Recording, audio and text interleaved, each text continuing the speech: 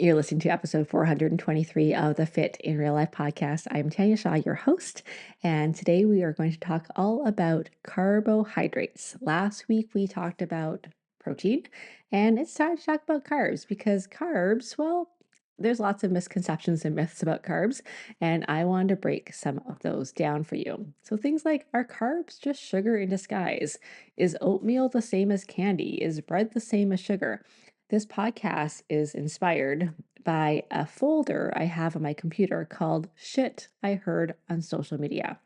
And I take screenshots of things that I see on social media that I think just really need to be debunked. Often we post, or somebody posts partial truths and sensationalizes those partial truths, but they don't tell the whole story. Here's one. Remember, carbs turn to sugar in the body, and if you're eating a carb-heavy diet, it might trigger cravings.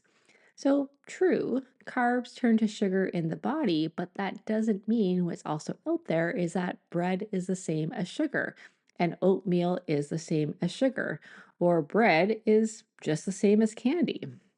Here's another one. If you love white bread, or other refined carbs, try limiting their consumption by turning to breads made from whole grains. Substitute white rice with brown rice or quinoa. Carbs turn to sugar in your body. Again, carbs turn to sugar in your body. And here's another one. Any white processed carbohydrate, even if it's still covered in salt, is still sugar in the body. Now, this is not untrue. It is actually true that when you eat carbohydrates, they turn to sugar in the body. Just like when you eat a protein, it is broken down into amino acids. When you eat carbohydrates, it is broken down into sugar. That's what digestion is. Sugars are the building blocks of, of complex carbohydrates.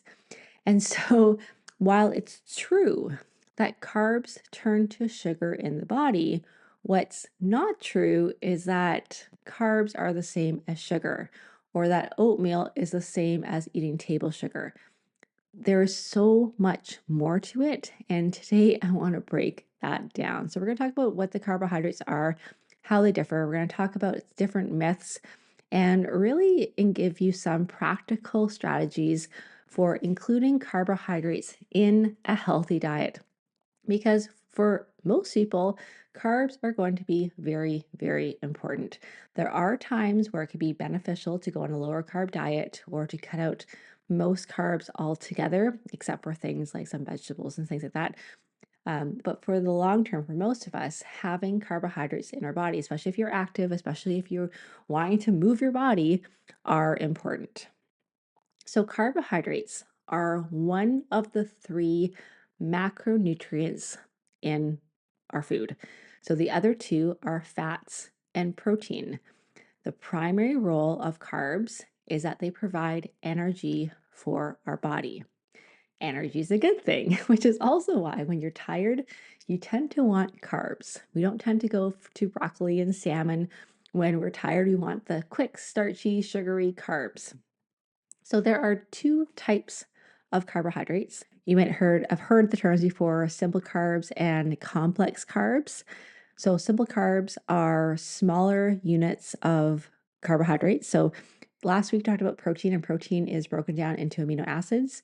Complex carbohydrates are broken down into sugars. So simple carbs are already small units of sugar, whereas complex carbs are longer chains of sugar molecules. So they are the starches. They have longer chains of usually glucose. And simple carbs are shorter chains. So they might be things like sucrose, which is table sugar, is broken down into glucose and fructose. Fruit contains fructose, which is a sugar. Milk contains lactose, which is a sugar. So those are simple carbohydrates. Complex carbohydrates are longer chains of these sugar molecules. So things like whole grains, legumes, beans, vegetables contain complex carbohydrates.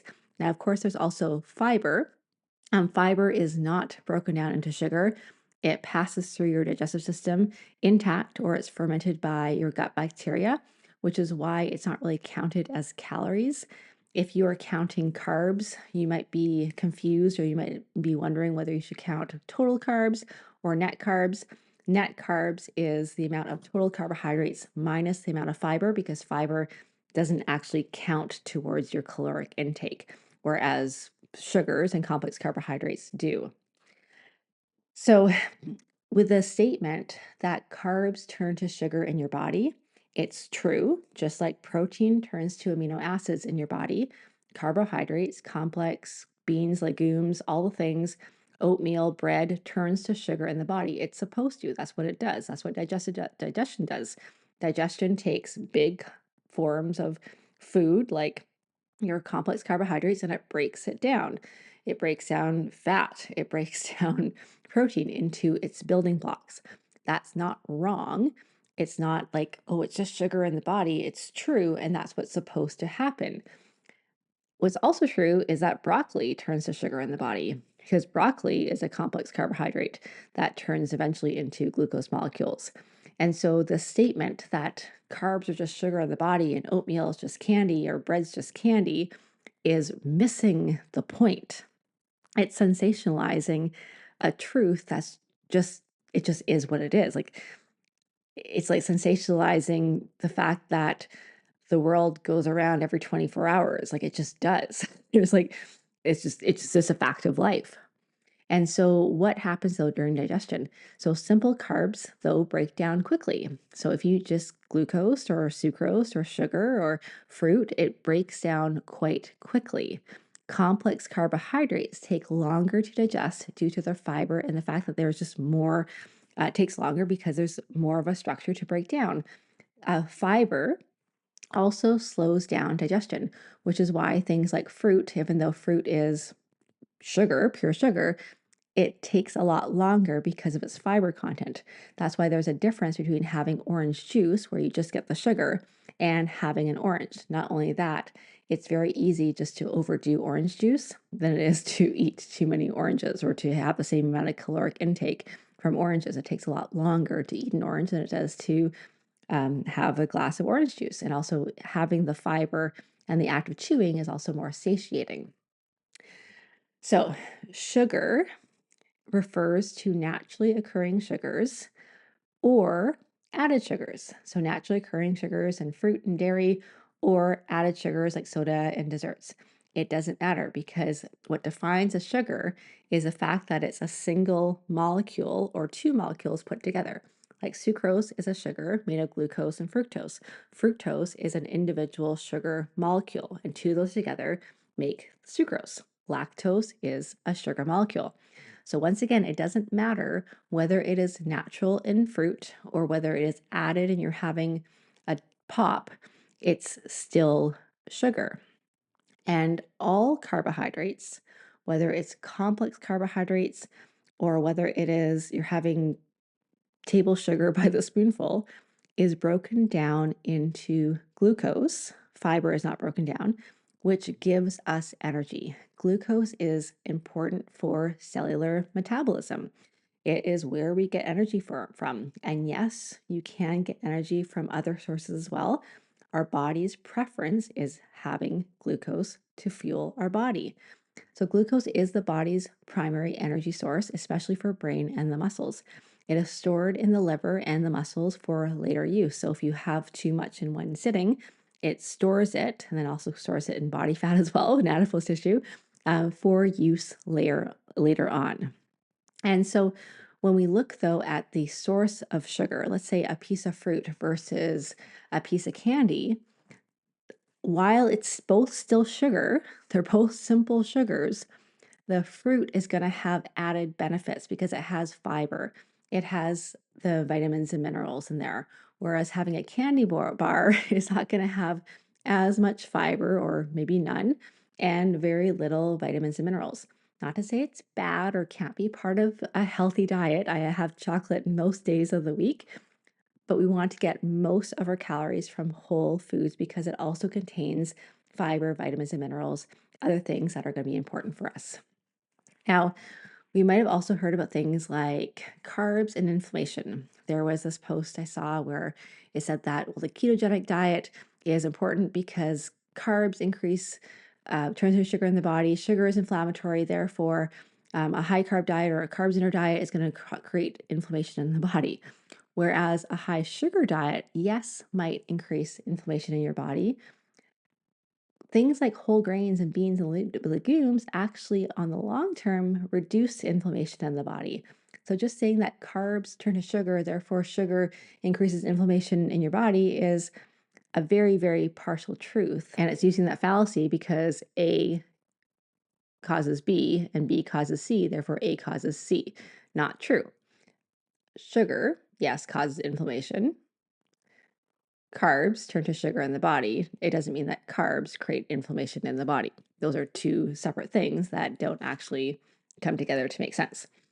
So, what does this all mean and how do we apply it? How do we take this information and actually apply it in real life? So, maybe now we know that a sugar is a sugar and we still want more whole foods because whole foods create vitamins and minerals, and that complex carbohydrates are good for us. But how do we know how much to have? How do we know what our bodies need? Now, it is so individual. It really is.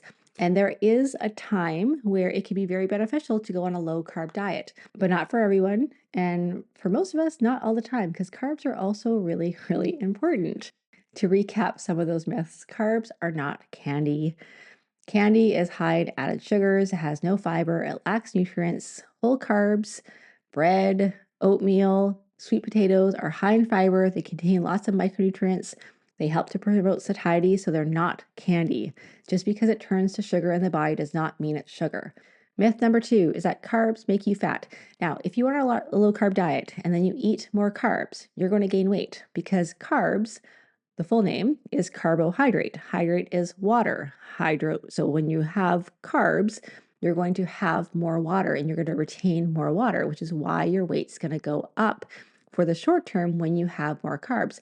But for fat gain, it happens when you have more calories, when you intake more calories than your body uses. Whether you are on a ketogenic diet or a low fat, high carb diet, if you eat too much, or a high protein diet, you are going to gain weight. Now, refined carbs, though, are easy to overeat, which is why sometimes we think that carbs make us fat because it's easy to overdo them. And then the other myth is that the ketogenic diet is the only anti inflammatory diet. Not true, because a diet that is high in whole foods and whole grains and plant based carbs can also lower inflammation. And once again, just because sugar creates inflammation in the body and carbs turn to sugar doesn't mean carbs create inflammation in the body. That is a fallacy. Now, the ketogenic diet can be helpful for some people. It can reduce inflammation in some people. It can help people, for example, with insulin resistance. But it is not the only way to get healthy. It's not the only way to reduce inflammation. In fact, it can be very unhealthy for lots of people. So, here are some practical tips to actually make this happen, to apply this in your real life. Because knowing what's a sugar, knowing that a sugar is a sugar, but we prioritize plants and fruit because it has fiber and minerals is great. But what does this look like? Number 1 is to choose quality carbohydrates as best as you can, as often as you can. So things like oats and quinoa and rice and lentils and fruits and lots of starchy or non-starchy vegetables, because non-starchy vegetables also have carbohydrates. Same thing with starchy vegetables. Look for whole foods most of the time. When you eat carbs, pair them with protein or protein and fat. So instead of having just a bagel, have it with some eggs and avocado because that's going to slow the digestion and help you regulate blood sugar. Does it mean that you have to do that 100% of the time? No. You can have an apple from time to time and you're going to be fine. Be mindful of portions. Carbs are not the enemy, but that doesn't mean that having a big, ginormous plate of pasta is going to be good for us either.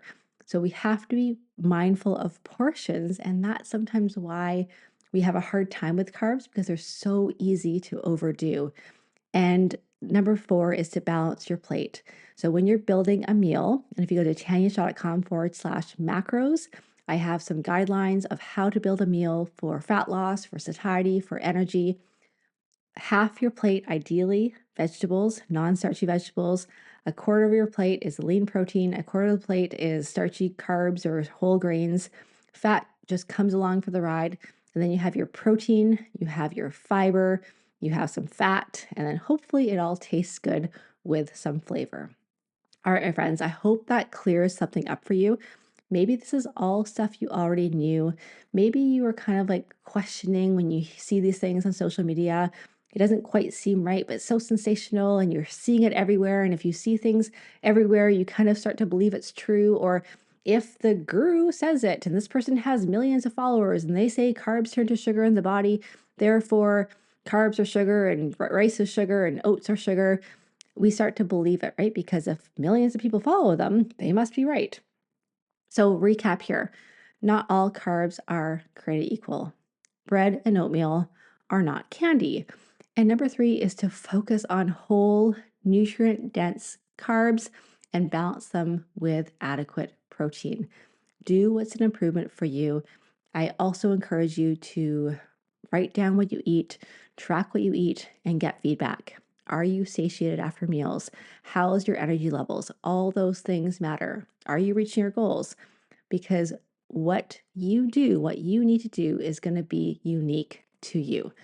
Until next week, this is Tanya. I encourage you to love your carbs, to eat them without guilt or fear, to enjoy them, to keep your body active, and to keep listening. If you're loving this podcast, 3 ways you can help. Number 1, you can leave a review on iTunes or wherever you listen to the podcast. Number 2, you can subscribe to this podcast. And number 3, you can share this podcast with a friend by either just hitting the share button, taking a screenshot and sending it to them, or posting it to your socials, or simply just letting them know. Thanks so much. Talk to you next week.